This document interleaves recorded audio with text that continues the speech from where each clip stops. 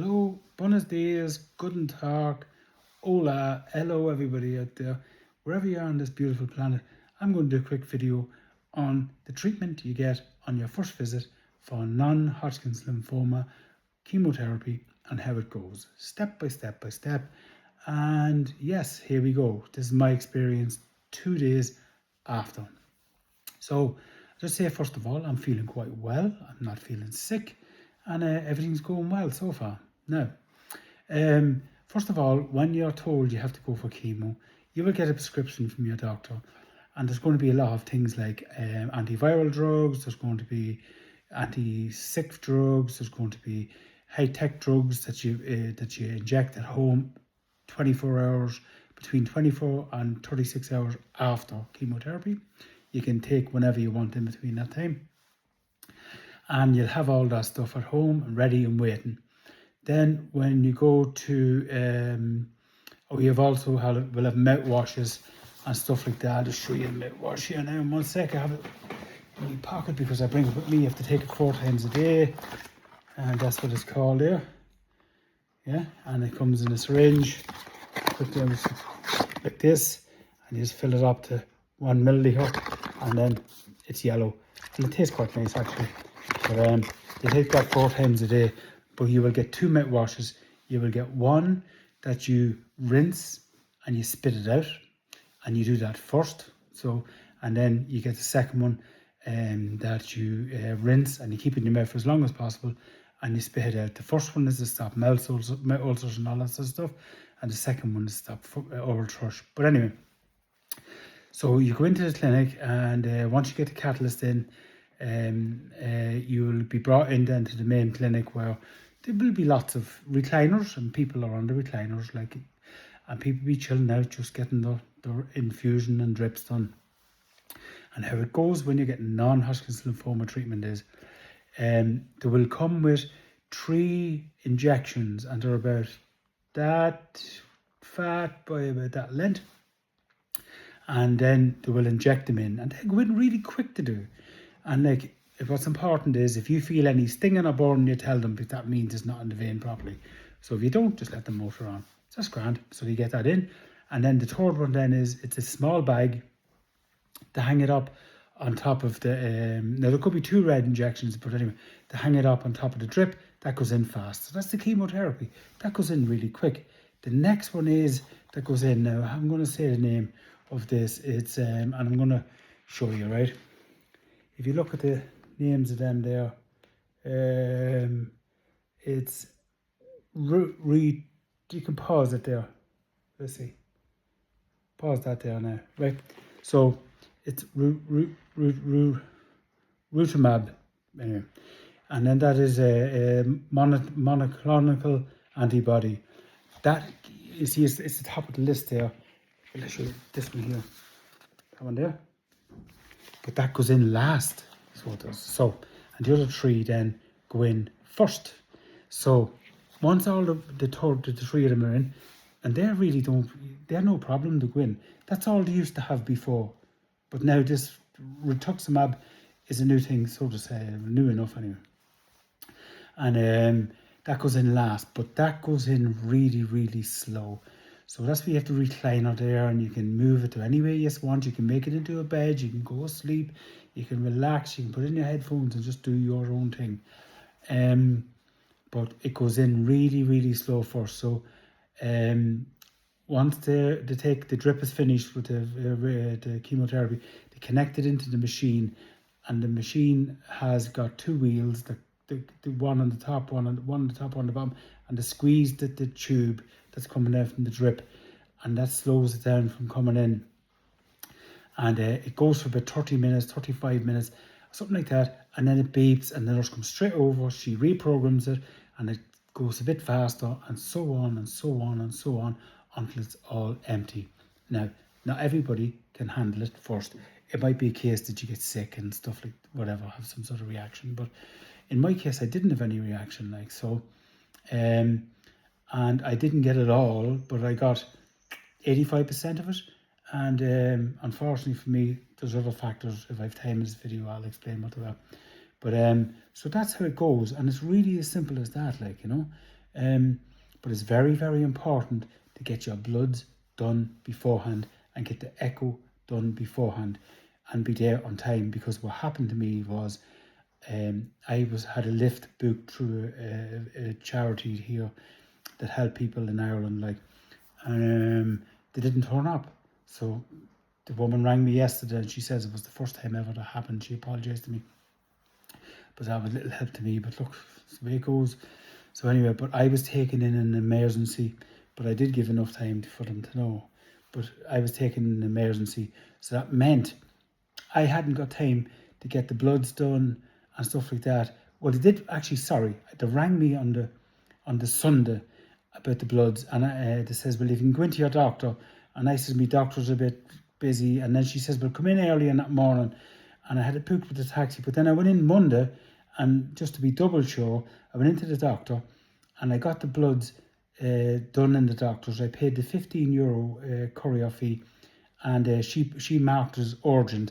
But when I got to the hospital, and I was late because the transport wasn't there, I was thinking, well, the bloods will be done, that's good, to find out that the lab hadn't got me bloods done, even though it was marked urgent. But anyway, so they had to do the bloods again, then I had to get the echo test, and all these things take time. And then what happened was then, with me, it was so late me getting started. It's a day clinic, remember, that I was at in Cork, and they closed at 4 o'clock. And then, at 6 o'clock, then that's it.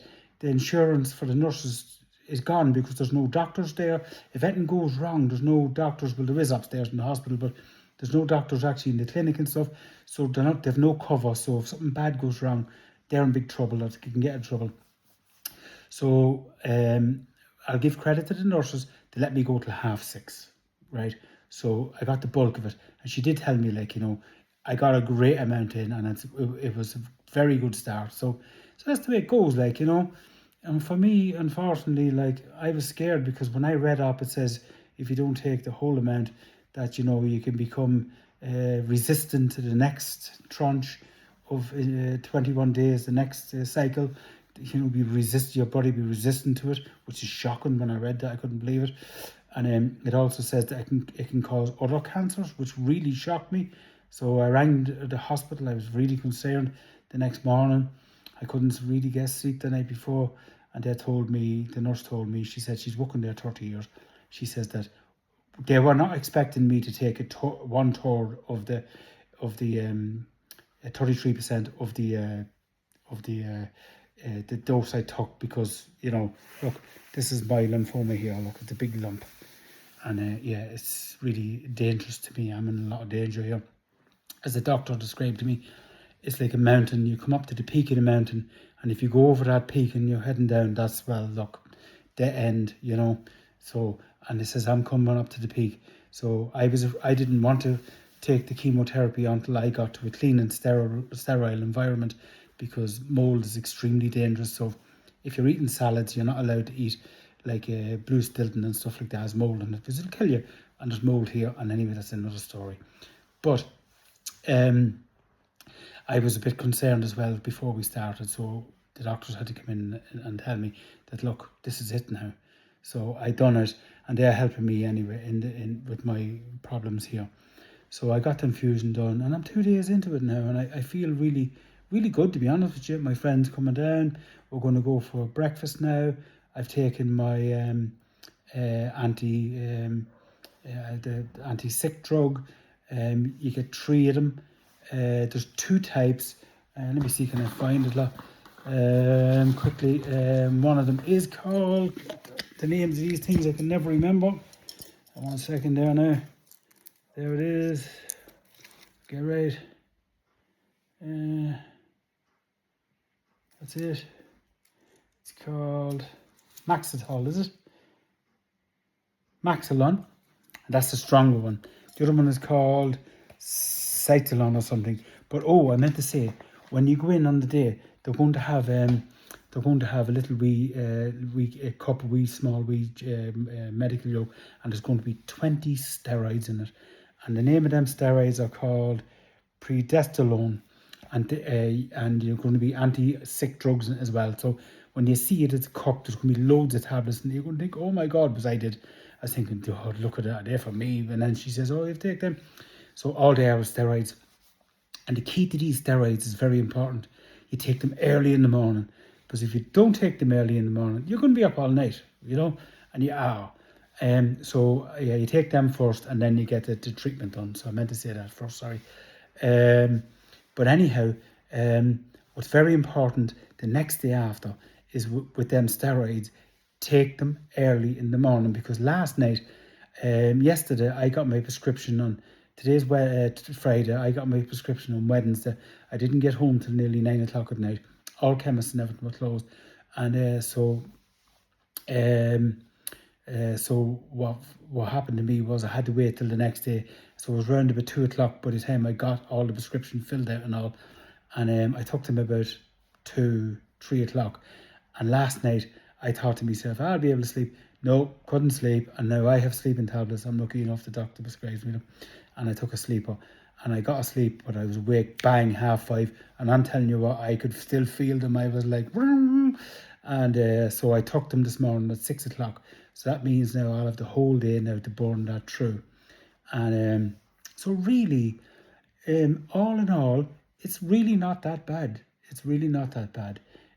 For me, that's my experience. Everyone's going to be different. But the key to this, I'm going to tell my personal opinion is, look with a positive. Go Rocky. You're going to, do you know what I mean? You're going to beat this, Nobody, you just take the bull by the horns and that's it. Underlay, arriba. You're not going to let be beat. That's the way to do it. Have a positive outlook. Forget about it. Don't worry about it. Don't even think about it. Get on with your life. And remember, you're going to be immune compromised. So if you come across anyone that's coughing, spluttering in supermarkets, avoid them. And try and get to the checkout when there's nobody at it. And try and get there so you don't have people, in front of you coughing. So you have to walk along with them. So try and time you're going into the checkout.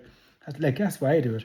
And so if someone's coughing in one aisle, I'll go way over to the other one. I'll do me shopping, and then I'll go to that aisle, and I'll always take my stuff from the very back or underneath. If there's shelves of them, like they're stacked on top of one another, I'll always take them from underneath, so as not to have anyone splitting. Because some people just don't care. They don't realise how people can be sick, and so that's a wee tip there. That's the way I do it anyhow, and it works well for me. And I haven't been sick, so I'm going to go for breakfast now in the community centre here in Youghal. I'm looking forward to that with my buddy. He comes around to me. He's very helpful to me. His mum experienced this and she passed, unfortunately, so he's helping me. And another very important thing is to, and this is very important, sorry, the phone call there, it's very important, is that, she put me off there, it wasn't my ex-wife. What was I going to say? Can't remember. But anyway, as I do my videos, I remember them. I'm sorry I lost that memory thought there. But I have up to 15 minutes to do this video till I verify myself. I will verify myself now soon, and I could do longer videos. But so very, very important. The next video is going to be about the next day, how to take your medication. There's 2 mouthwashes you get. One is for mouth ulcers. The second one is for thrush. And you take the one for mouth ulcers first, and then you take the one for thrush second. And the one for mouth ulcers you spit out. It's cortisol or something like that. You spit that out. And the second one for thrush you swallow. And that's why you take the one you spit out first, and then you give it a 10 to 15 minutes to maybe half an hour, and then you take the second one, which is called, there you go, that's it there. And it comes in a syringe like this, and it's 1 ml, and then on top of that, that's the bottle there, and it's yellow. So there we go. Anyone sees me video, this is just to help out people. I earn nothing from this. Believe me, you have to have thousands of subscribers, millions of hours, blah, blah, blah, blah, blah. This is just for me trying to help out everyone else out there. And my ups and downs, my hair will be gone and all the rest of it. I don't mind. That's the way it goes. I'll get better. It's 4 months. And anyway, at the end of the day, the nurse told me when your hair grows back, it's like newborn babies, and it grows back stronger. So that's what you have to remember. Have a good day, everyone, and take care.